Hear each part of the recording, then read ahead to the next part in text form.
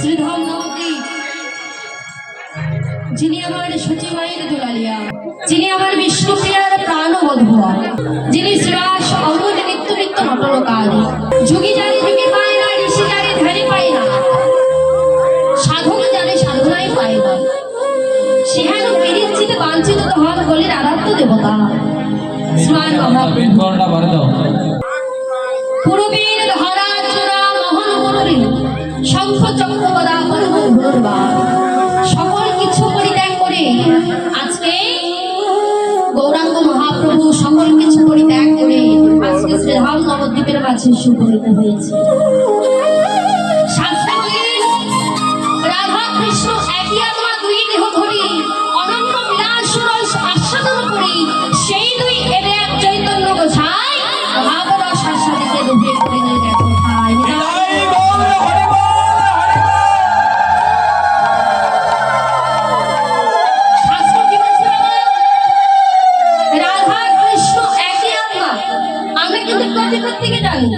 যে ভগবান শ্রীকৃষ্ণ তার বাম অঙ্গ থেকে কিন্তু শ্রীমতী রাধারানীকে সৃষ্টি করেছে, কিন্তু কেন সৃষ্টি করলেন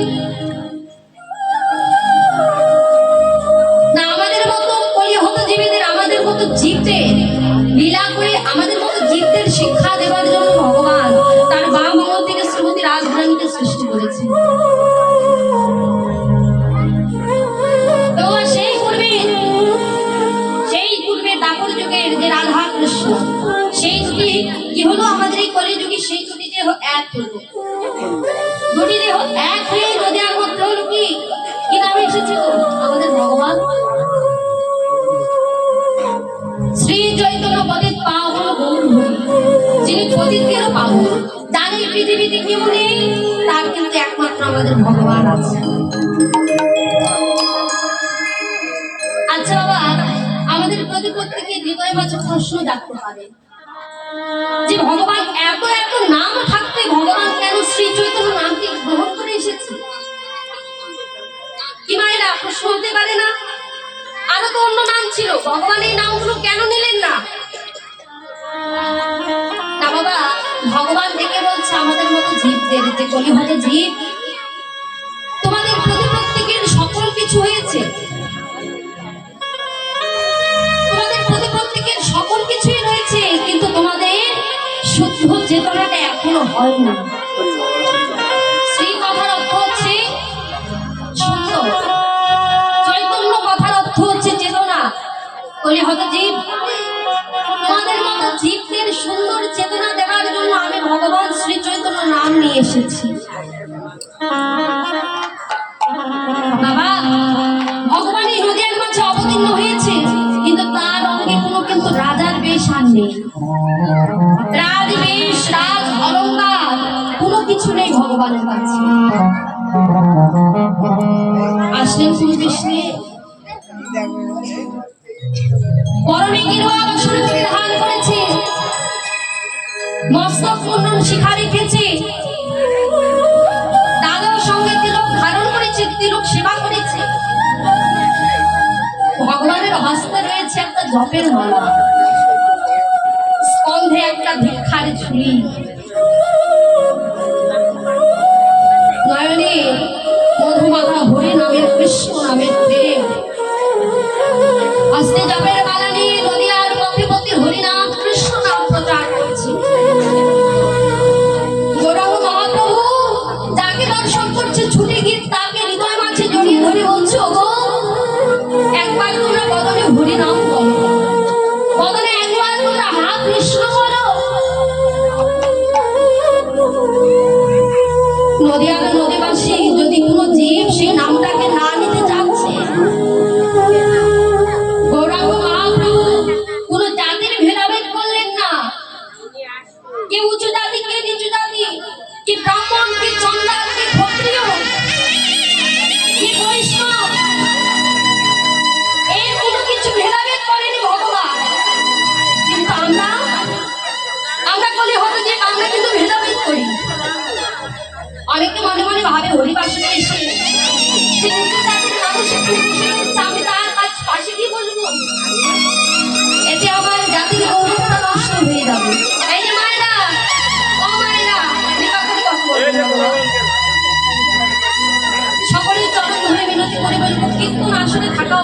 কথা বলবেন না। গৌরাঙ্গ মহাপ্রভু উঁচু নিচু ভেদাভেদ করেনি, যাকে দর্শন করেছে ছুটে গিয়ে তাকে হৃদয় মাঝে জড়িয়ে ধরে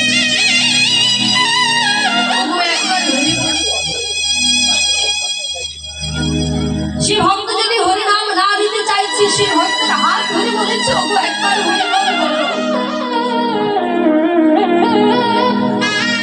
হাতে নাম তুলে নেবার পরে যদি কেউ তবু নাম না নিয়েছে, তাহলে গৌরাঙ্গ মহাপ্রভু তার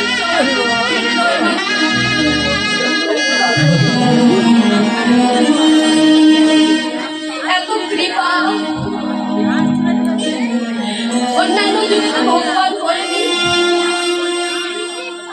শুধুমাত্র আমাদের মতো মনে হতো জীবকে, আমাদের মতো পাপাচ্ছন্ন জীবকে ভগবান হরি নাম দিয়ে, কৃষ্ণ নাম দিয়ে প্রেমকে উদ্ধার করবার জন্য এমন বেশ নিয়েছে।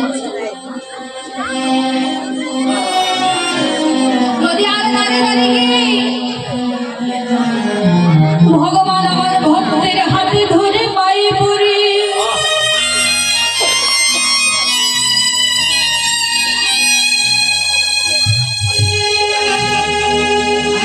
নদীয়ার পথে পথে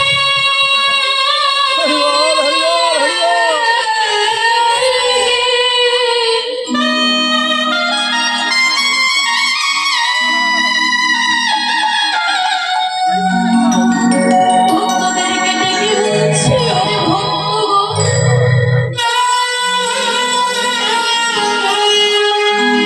তোমাদের মায়াময় সংসার পরিত্যাগ করে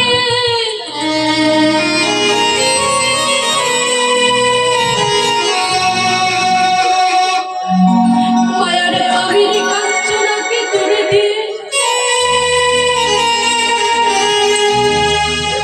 একবারে মধুর কৃষ্ণ নামে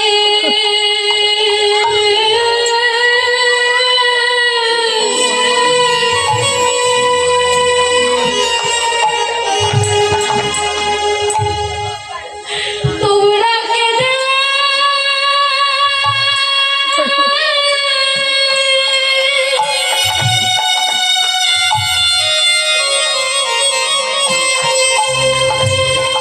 তোমরা কেঁদে ওঠো,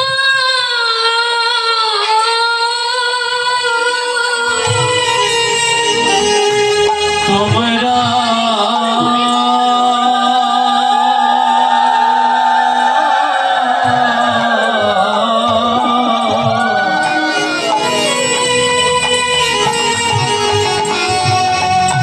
তোমরা একবার মধুর কৃষ্ণ নামে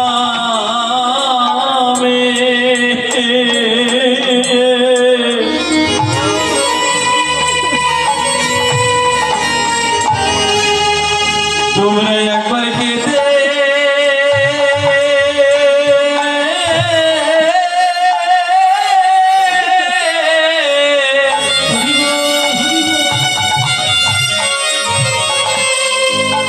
তোমরা একবার কেঁদে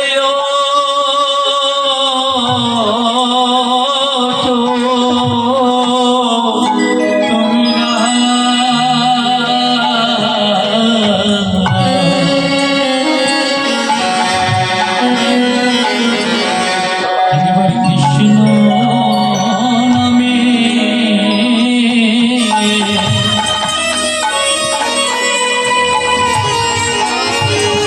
কৃষ্ণ নামে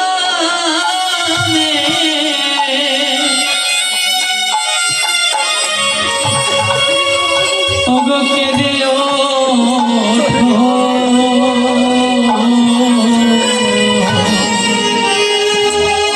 তোমাদের মায়া সংসার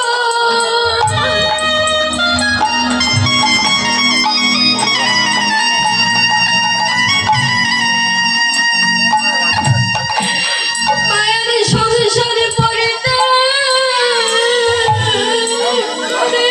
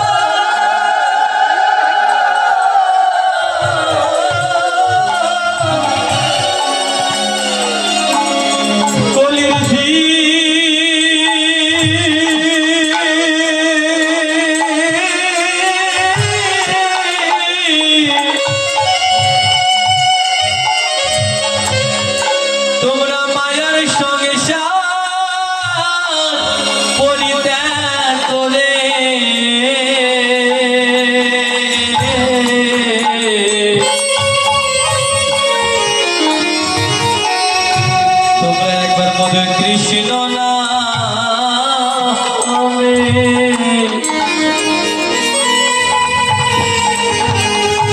তোমরা একবার কেঁদে ওঠো ওগো মায়ার সংসার বলে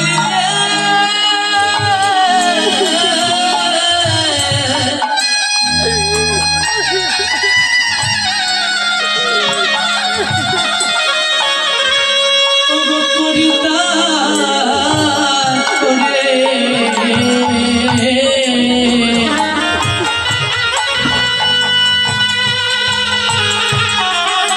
তোমরা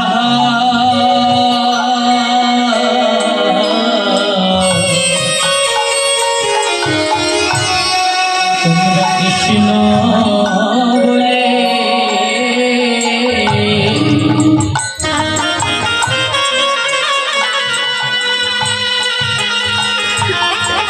ওগো কেঁদে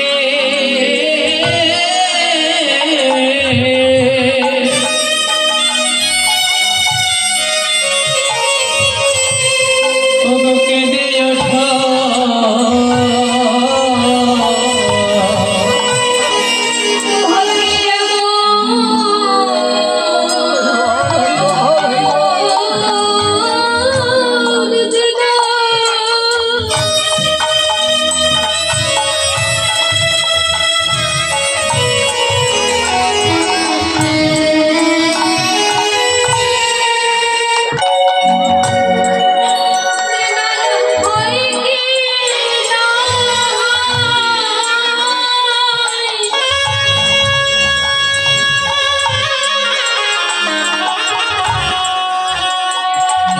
একবারে মধুর কৃষ্ণ বলে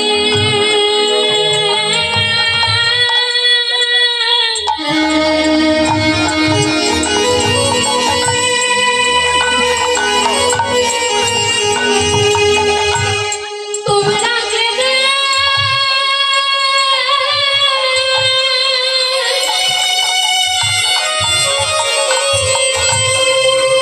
ওগো তোমরা কেঁদে ওঠো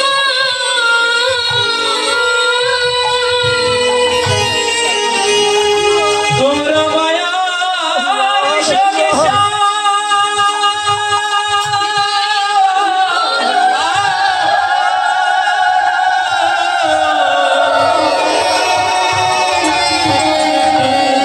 তোমরা মায়ার সংসার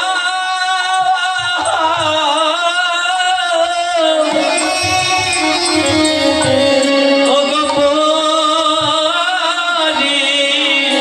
ত্যাগ করে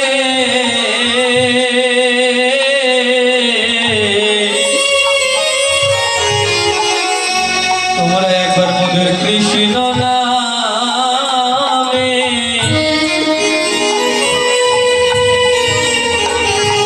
ওগো কেঁদে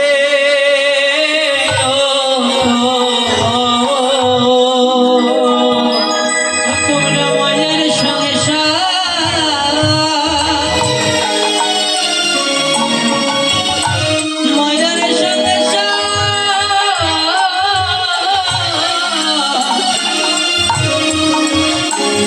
ওগো পরিতাপ করে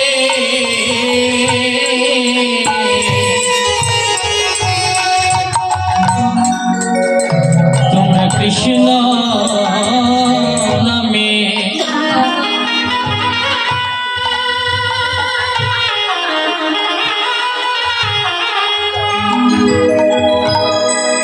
ওরে কৃষ্ণ নামে কেঁদে ওঠো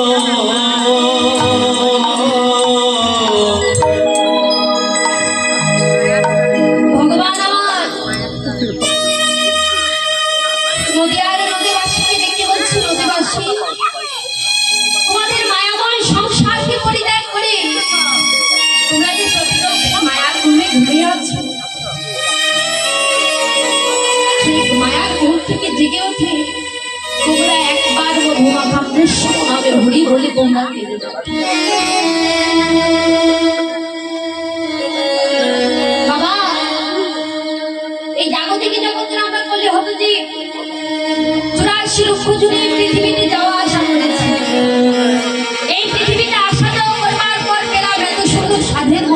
মানব জন্ম।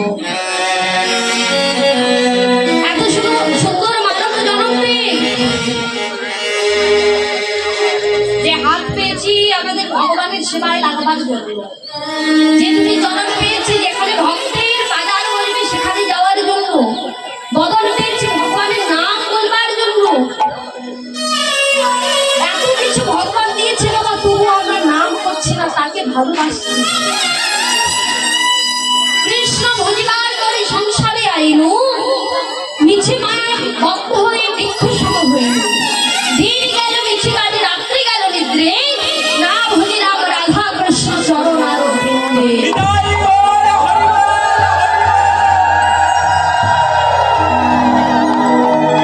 কৃষ্ণ ভজবার জন্য এই পৃথিবীতে এসেছি, কিন্তু আমরা প্রত্যেকে মায়ার দাসত্ব করেছি। প্রত্যেকে আমরা মায়ার সঙ্গে মায়ার দাসত্ব করছি। ভগবানকে কথা দিয়ে এসেছিলাম, কিন্তু সে কথা রাখছি। আমরা চাইলে কিন্তু ভগবানকে ভালোবাসতে পারি, ভগবানকে আপন করতে পারি। এই জগতে ভগবান বলে গেলেন ভক্তি যার ভগবান তার সর্বশাস্ত্রী কয়, ভক্তি না থাকিলে কৃষ্ণ দেখিলে কি বা হয়। ভক্তি যদি কারো হৃদয়ে থাকে, ওই যে সাক্ষাৎ ফটো পিকচারে যে ভগবানের রূপ আমরা দর্শন করছি, সেটা আমাদের ভক্তি যদি হৃদয়ে থাকে তাহলে সেটা ফটো নয়, পুরো পিকচার নয়, সেটা সাক্ষাৎ ভগবান রূপে দেখা যায়। আর ভক্তি যদি হৃদয়ে না থাকে, ওই যে দেখছেন মাটির পুতুল, সেটা মাটির পুতুলই থেকে যায়। এই জগতে যে একবার ভগবানকে ভালোবাসার মতো ভালোবাসতে পেরেছে, ভগবান বললেন সে ভক্তকে আমার কাছে আসতে হয়, আমি জন্মান্তরের মতো তার কাছে চলে যাই। ভালোবেসেছিল না বাবা? সেই ত্রেতা যুগে রাম রাবণের যুদ্ধ হয়েছিল, আমরা প্রত্যেকে জানি। রাম রাবণের যখন যুদ্ধ হয়েছিল,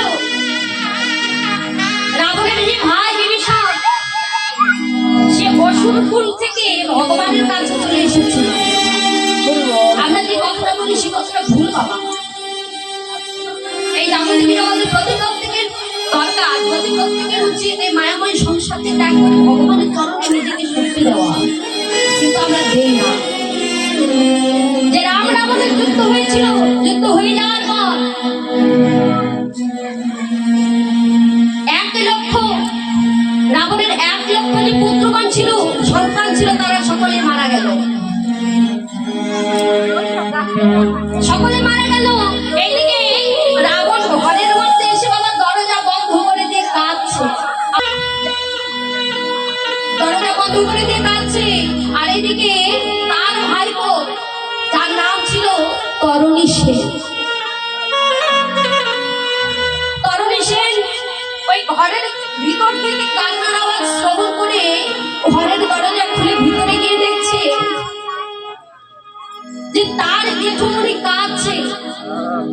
তার জেঠুমনিকে গিয়ে ডেকে বলছে, জেঠুমনি, ও জেঠুমনি, তুমি এমন ভাবে কাঁদছো কেন গো? কখনো তো তোমার নয়নে জল দেখিনি, তুমি এমন ভাবে কাঁদছো কেন?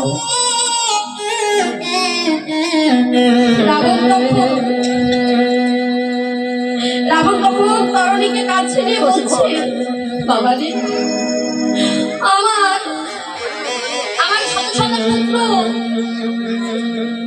আমার শত শত পুত্র যাদেরকে ওই রামের সঙ্গে যুদ্ধ করতে পাঠিয়েছিলাম, তারা প্রত্যেকে মারা গেছে।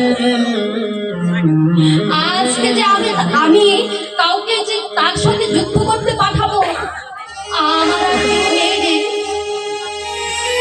আমার যে একটা সেনাপতি ছিল, সেও আর বেঁচে নেই, সকলকে রাম নিধন করে ফেলেছে। এই জন্য আমি দুটো নয়নের জলে কাঁদছি। তাইদিকে 5 বছরের শিশু বাবা, সেটা কি বলছে, ও জেঠুমনি, ও জেঠুমনি, তুমি এমন ভাবে কাঁদছো কেন? আমি তো আছি, আমি যাবো রামের সঙ্গে যুদ্ধ করতে। তরণীকে ডেকে বলছে, তরণী, খোকা জানিস আমি তোর নামটা তরণী কেন দিয়েছি? তরণী মানে কি গো মায়েরা? নৌকা। কারণে যেদিন আমার এই মায়াময় সংসারে আমার বলতে কেউ থাকবে না, যেদিন আমার এই দেহ ছেড়ে কৃষ্ণকলা পাখিটা সারা জনমের মতো উড়ে চলে যাবে, সেদিন ওই ভবপারে গিয়ে যখন দাঁড়াবে, তুই আমার চরণে হয়ে আমার সেই ভবপারের নদীতে আমাকে পার করে দিবি। কারণ সে দিকে বলছে, তুমি আর কেন না, আমি যাবো রামের সঙ্গে যুদ্ধ করতে। তুই যাবি, কিন্তু তোকে যদি আমি যেতে দিই তারপরে তো তোর মা তো তোকে যেতে দিবে না রে। বলে জেঠুমনি তুমি ওটাকে ভেবো না, আমি আমার মাকে রাজি করিয়ে নেব। ছোট্ট তরণী সেটার মায়ের কাছে গিয়ে মাকে দেখে বলছো, মা মা। তরণের মায়ের কি দেখে বলছে, কি হয়েছিল খোকা, ডাকছিস কেন? ও মা, আমি না তোমার কাছে একটা কথা বলতে এসেছি। কি কথা বল? মা, এই রাক্ষসগুলো তো আর কেউ নেই যে একটা প্রদীপ জ্বালিয়ে যে রাক্ষসগুলোর বংশটাকে ধরে রাখবে, সকলে তো নিকল হয়ে গেছে। এবার আমিও যেতে চাই সে রামের সঙ্গে যুদ্ধ করতে। তার মা শুনে বলছে, তরুণী খোকা তুই পাগল হয়ে গেছিস? ওরে যুদ্ধ করার কথা তুই সেটার মুখের কথা নয়, যুদ্ধ করতে গেলে শরীরে বল প্রয়োজন, শক্তির প্রয়োজন। তুই এত শিশু হয়ে তুই ঘরে পারবি? আর যে ভগবানের সঙ্গে যুদ্ধ করবার জন্য কত শত শত বড় বড় যোদ্ধা তারা যারা গিয়েছে মারা গেছে। তরণী তখন ডেকে বলছি, মা আমি তো যাচ্ছি, আমি পরে রাক্ষস বংশ আসতে চাই না, আমি যাবো। আমি যদি যাই আমি সারা জনমের মতো প্রভু আমার চরণে আশ্রয় নেব। মা তুমি তো আমার একমাত্র মা, আর তুমি তোমার সন্তানকে যেতে দেবে না, ভগবানের চরণ প্রান্তে পৌঁছতে দেবে না। তোকে আমি যেতে দেবো রে। এই বলে তরণী সেনকে সুন্দর করে সাজিয়ে দিচ্ছে। তার যুদ্ধে যাবে বলেই সুন্দর করে সাজিয়ে দিচ্ছে। আর দেখে বলছে, তরণী আমি শুনেছি যদি কোনো ভক্তের বদনে যদি একমাত্র ভগবানের নাম থাকে, সে ভগবান সে ভক্তকে সদাই সর্বদা তার কাছে রাখে। তরণী এমন অনেক বলতে বলতে বাবা তরণী সেনের সর্বাঙ্গে তার মা রাম নাম লিখে দিলেন, সর্বাঙ্গে রাম নাম লিখে দিলেন। কিন্তু বাবা একটা স্থানে রাম নামটা লিখতে ভুলে গেল। সেটা কোন স্থান? এই গলায় নাম লিখতে ভুলে গেল। তরণীকে ডেকে বলছে, তরণী আমি তোকে আশীর্বাদ করলাম রে খোকা, এই অসুরকুল থেকে চলে যাবে যুদ্ধ করতে। এই অসুরকুল থেকে তুই সারা জন্মের মতো চলে যা, তুই যেন আর কখনো এই অসুরকুলে ফিরে না আসিস। তরণী সেন তখন তার মাকে ডেকে বলছে, মা এই না মায়েরা, মা হতে হবে এমন মায়ের আচরণ আমরা প্রত্যেকে মা বাবা আমরা প্রত্যেকে সদাই সর্বদা ভাবি আমার সন্তানকে উচ্চ শিক্ষায় শিক্ষিত করব, সে যেন একটা পুলিশ হয়, একটা যেন ডাক্তার হয়, একটা যেন ব্যারিস্টার হয়, আমরা সকলে চাই। কিন্তু এই জগতে কয়েকজন মা আছে বলুন তো, যারা তার সন্তানকে শিক্ষিত করতে চায়, তার সঙ্গে কৃষ্ণ ভক্ত হয়। তাদের মনে কয়েকজনের মনেই বাসনা, সবার মনেতেই বাসনা হয় না মা হতে হবে। তরণী তখন তার মাকে ডেকে বলছে, মা আমি যাচ্ছি, কিন্তু যাবার আগে আমি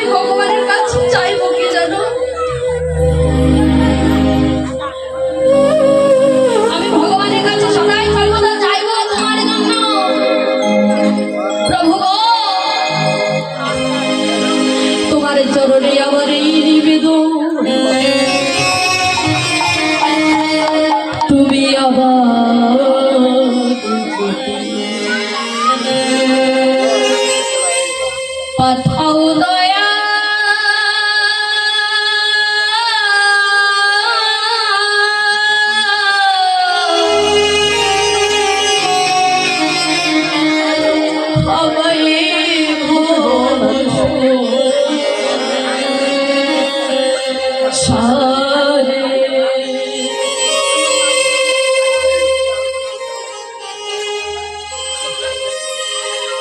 একজন কৃষ্ণ ভক্ত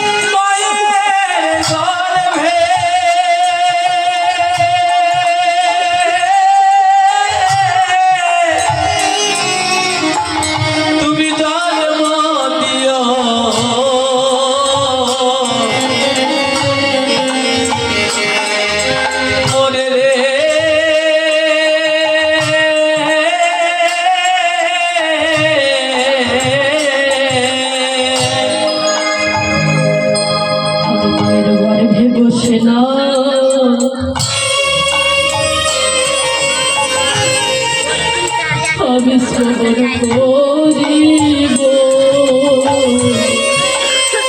আমি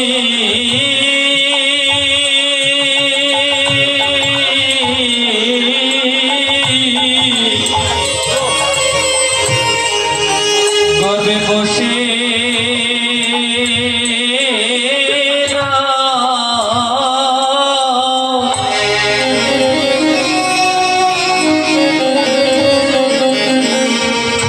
শুনিতে পাবো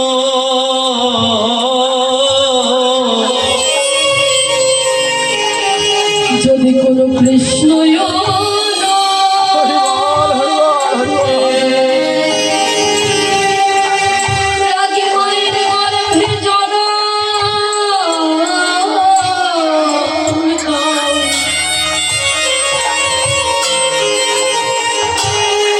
সেদিন বাইরে বাইরে বসিল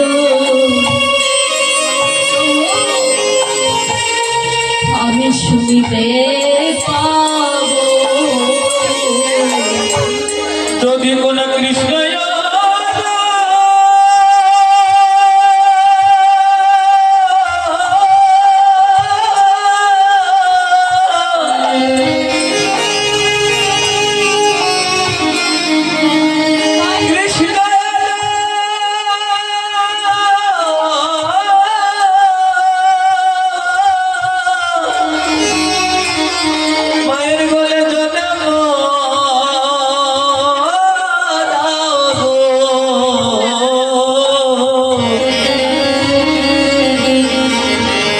সেদিন গর্বে বসে না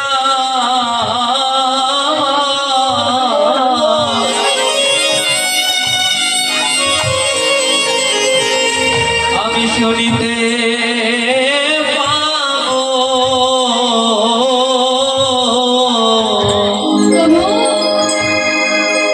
তুমি আবার যদি আমার এই তাহলে একজন কৃষ্ণ ভক্ত মায়ের গর্ভে আমায় জন্ম দিও।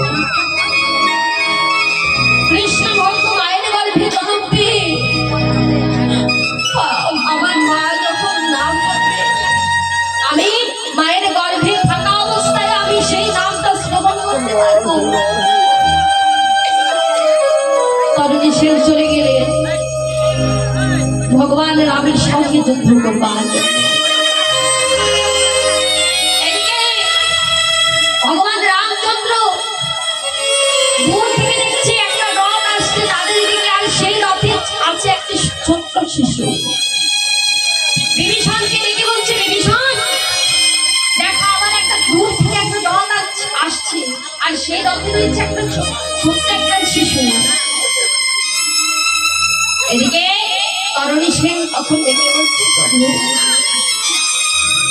রাক্ষসরা তারা বহু রূপ ধারণ করে আসতে পারে, এই বলে আপনি যেন এমন ভাবে থাকেন না প্রভু, তারা অনেক রূপ ধারণ করে আসতে পারে, তুমি আর বিলম্ব করো না, তুমি তাকে এক্ষুনি বধ করো। সম্মুখে এসেছে বাবা, রথটা একটু কাছে এসেছে। সেই কারণে সে তার বাবা হচ্ছে বিভীষণ, দেখে বলছেন, প্রভু বিলম্ব করেন না, এখনই তাকে প্রাণে মেরে ফেলুন। এদিকে ভগবান রাম যখন একটা তীর ছুঁড়েছে তার দিকে, তরুণী সেনের দিকে যখন তীরটা ছুঁড়েছে বাবা, সেই তীরটা ফুলের মালা হয়ে ফুল হয়ে সেই ভক্তের কাছে গিয়ে পড়েছে। এদিকে তরুণী সেন যখন আবার একটা তীর ছুঁড়েছে, আর সেই তীরটা ফুলের মালা হয়ে ভগবানের গলায় পড়েছে। বিভীষণকে ডেকে বলছে, বিভীষণ তুমি এই ছেলেটাকে, এই শিশুটাকে চিনো কিনা? বলে, প্রভু না, আমি এই ছেলেকে, একে আমি কখনো আগে কখনো দর্শন করি। তাহলে এই ছেলে কি যার সর্বঙ্গে রাম লেখা রয়েছে, বদনে উচ্চারণ করছে সদাই সর্বদা রাম নাম। দেখে বলছে, প্রভু সেই ছোট্ট শিশু বলে আপনি তার উপর মায়া করবেন না, তাকে এক্ষুনি মেরে ফেলুন। বাবা যখন বান তীর মারছে, তীর ছুটছে, তখন ফুল হয়ে সে ভক্তের কাছে পৌঁছে। তখন বিভীষণ দেখে বলছে, প্রভু এই এমন ভাবে মরবে না, তার মৃত্যুর একটা বান রয়েছে আমার কাছে, সেটা কি? বৈষ্ণবী বান। তখন ভগবান দেখে বলছে, বিভীষণ তুমি না এই সন্তান, এই বালককে চিনো না, তাহলে তুমি জানলে কি হবে তার মৃত্যু বান কোনটা? প্রভু আমি আগে মনে করেছি আমাকে চিনা চিনা লাগছে না, কিন্তু এখন একটু চিনতে পারছি। এই বলে তাকে বান নিয়ে এসে দিয়েছে। আর বিভীষণ যখন বানটা দিলেন, প্রভু রামচন্দ্র তখন সেই বৈষ্ণবী বানটা ছুঁড়লেন তার দিকে। যেই না বানটা ছেড়েছে, আর সেই বানটাকে তরুণী সেনের মস্তকে গলার মধ্যে লেগে তার দেহটা মস্তকটা আলাদা করে দিল। তার দেহ থেকে মস্তকটা আলাদা হয়ে গেল। বাবা কেন নয় যে তার মা সর্ব অঙ্গে রাম নাম লিখে দিয়েছে, কিন্তু তার গলায় লিখতে ভুলে গেছে, আর বানটা মেরেছে তার গলা। এদিকে তরুণী সেনের পিতা, যার নাম হচ্ছে বিভীষণ, সে দুটি নয়নের জলে কাঁদছে। আর তরুণী সেনের সে কাটা মন্ডটা, কাটা মাথাটা যেন করতে করতে প্রভুর চরণে এসে পড়েছে। বিভীষণকে ডেকে বলছে, বিভীষণ তোমার চোখে জল কেন? বিভীষণ ডেকে বলছে, প্রভু এত এত যোদ্ধাকে মেরেছিল, কিন্তু আমার নয়নে জল আসে। কিন্তু প্রভু ওনার ছোট্ট একটা শিশু তো, তাকে মেরেছে বলে একটু আমার একটু কষ্ট হলো, এর বেশি কিছু নয়। প্রভু রাম ডেকে বলছে, বলো বিভীষণ, অন্তর্যামী ভগবান জানে না সে সকল কিছু জানে। বিভীষণকে ডেকে বলছে, বিভীষণ সত্যি করে বলো এই বালকটাকে। বিভীষণ তখন ভগবানের চরণে আছাড় খেয়ে বলছে, প্রভু তুমি যাকে মেরেছ এই সন্তান আর কারো নয়, এ হলো আমারই সন্তান, তার নাম পালনি সেন। বিভীষণ তুমি এত বড় ত্যাগ কিভাবে করলে? বিভীষণ তখন ডেকে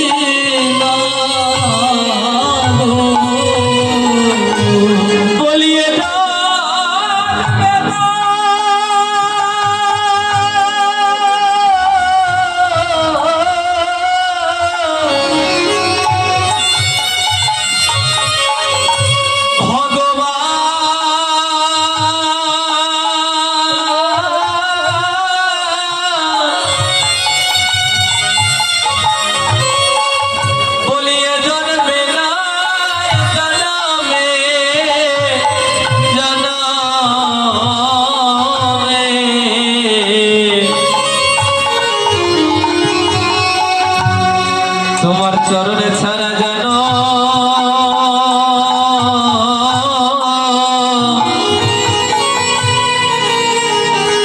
আমায় করো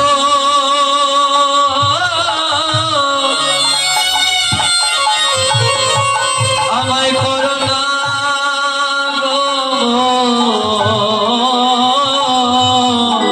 বলিয়ে জানবে না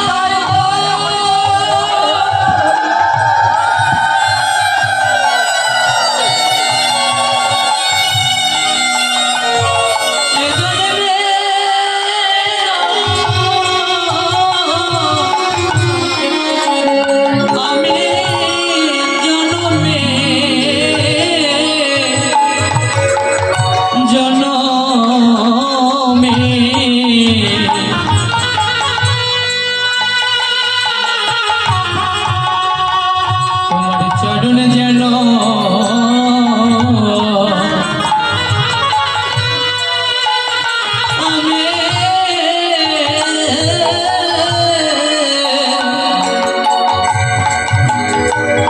আমি ভুলি না গো তোমার ওই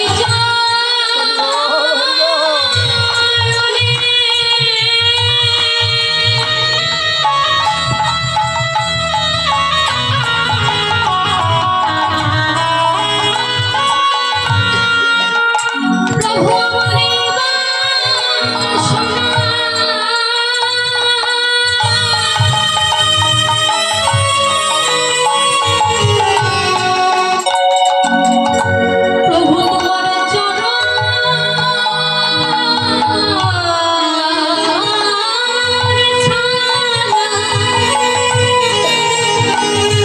আমি হয়ে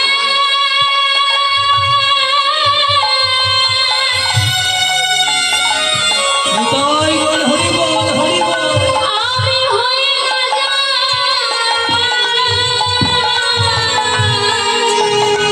বলি আমার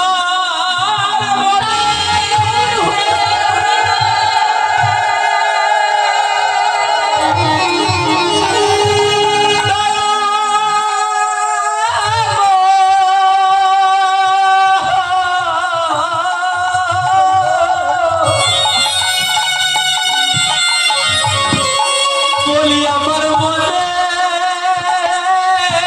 এই মা সোনা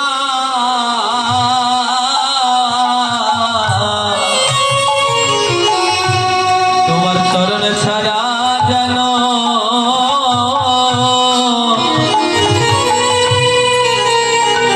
আমি হয়ে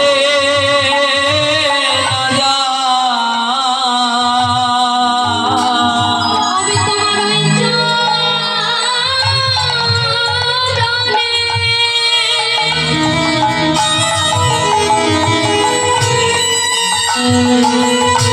আমি আশা করি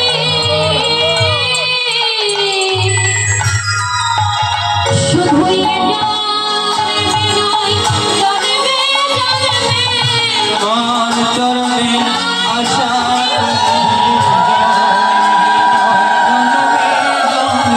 তোমার চরণে আশা করি জন্মে নয় জন্মে জন্মে চরণ ছাড়া আমায় করো না গো জন্মে নয় জন্মে জন্মে কালে বলে ঢেলে দিও না কাল বলে ঢেলে দিও না পাশে রেখো চরণ ছাড়া করো না গো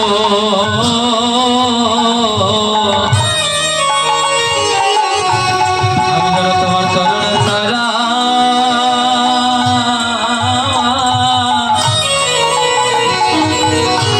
আমি হয়ে না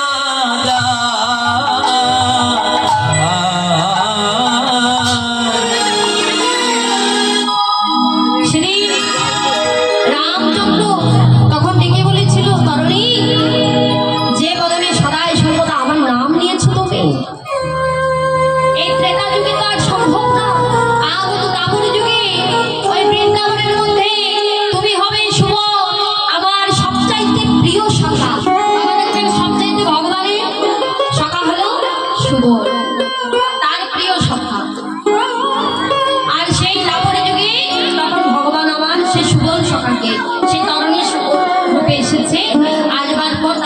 ভগবান অনেক অনেক লীলা করেছে। লীলার মধ্যে আমরা লীলা শ্রবণ করলে পরে তাকে তার কথাগুলো আমরা জানতে পারবো, শুনতে পারবো। কিছুক্ষণ আগে যে পালা হয়ে গেল কৃষ্ণের প্রোগ্রাম, সেখানে কিন্তু বলেছে সুবল সম্রাট সঙ্গে গোবিন্দ আমার কথোপকথন করছিল। তাই থেকে নবদ্বীপের মধ্যে আজকে নদিয়ার মধ্যে বিষ্ণুপ্রিয়া তার প্রিয় সখী কাঞ্চনাকে ডেকে বলছে, কাঞ্চনা রে, নির্মল পুরাতন প্রসিদ্ধ কাঞ্চন জন হে রইতে পড়ে গেল ভোর। তবে এই বিষ্ণুপ্রিয়াটা কে তাহলে? এই বিষ্ণুপ্রিয়াটা হলো তখনকার দিনে রাজপণ্ডিত সনাতন মিশ্রের মেয়ে। তখনকার দিনে বালঞ্চপাড়ায় থাকতেন সেই সনাতন মিশ্রের একমাত্র মেয়ে, যার নাম বিষ্ণুপ্রিয়া। রূপের গুণে একেবারে অতুলনীয়, তার রূপের কথাই এক কদনে বলা যায় না বাবা। সেই বিষ্ণুপ্রিয়া তার প্রিয় সখী কাঞ্চনাকে ডেকে বলছে, কাঞ্চনা জানিস আজকে ওই সুরধনী গঙ্গার কূলে গিয়ে আমি না একখানা সোনার পদ্ম ফুল দর্শন করেছি। ও কাঞ্চনা জানিস আমার জীবনে একটি দুর্ঘটনা, একটি ঘটনা ঘটে গেছে। সেটি কি না, আমি যখন ওই সুরধনী গঙ্গার কূলে জল আনতে গেলাম, সেখানে গিয়ে দেখছি একটি সোনার পদ্ম ফুল যেন জলের মধ্যে ভেসে বেড়াচ্ছে। কাঞ্চনা জানিস সেই সোনার পদ্ম ফুল যেমন এই জাগতিক জগতের মানুষ বাবা, যদি কেউ সোনার পদ্ম ফুল দর্শন করে, এই যে মেয়েরা বলুন তো, তার হৃদয়ে লালসা রূপ রাখবে না সেই সোনার পদ্ম ফুলটাকে ধরতে? কাঞ্চনাকে ডেকে বলছে, কাঞ্চনা জানিস এই জাগতিক জগতের মানুষের মতো আমার হৃদয়ের মধ্যে একটু লোভ লালসা জাগে, যে এই সোনার পদ্ম ফুলটাকে আমি একটু ধরবো। এবার আমি কি করেছি, সোনার পদ্ম ফুলটাকে একটু হাত বাড়িয়ে দিয়েছি। সখিনী জানিস কাঞ্চনা বাবা, ওই যে যখন সূর্য অস্ত চলে যায় সেই সময় কিন্তু গিয়েছে সুরধনী গঙ্গার জল। তখন ডেকে বলছে, ও কাঞ্চনা জানিস এ কোনো সোনার পদ্ম ফুল নয় রে, এ হলো সোনার মানুষ। সে কি? আমার নদিয়ার চাঁদ গৌর সোনা। বাবা সেই সূর্য যখন অস্ত চলে যাচ্ছে, এদিকে গৌরাঙ্গ মহাপ্রভু সেই সুরধনী গঙ্গার জলে অবগাহন করছে। এই জাগতিক জগতে দেখবেন অনেকে রয়েছে পুকুর কিংবা নদীতে স্নান করতে রাতে বাবা কিন্তু ডুব দেয়, তার সঙ্গে কিন্তু সাঁতার কাটে। অনেকে দেখবেন সাঁতার বাবা বহু প্রকার, চিত সাঁতার, ডুব সাঁতার, অনেক প্রকার সাঁতার রয়েছে।